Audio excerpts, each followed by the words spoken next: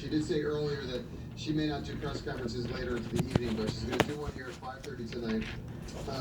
We are in this burst of snow that she was explaining to us earlier was going to really hit hard around 4:30, 5 o'clock, and then we're kind of in that. It's getting dark, it's getting colder. The roads are getting icier, right? They're getting worse. I wonder if she gave up. So She's walking away now. And so we're gonna hear from the She's mayor using the 5:30. We're gonna stream that live. Whatever she got, is that a shovel, a stick, whatever she got. She has to say, and hopefully we'll get a good kind of view from 30,000 feet about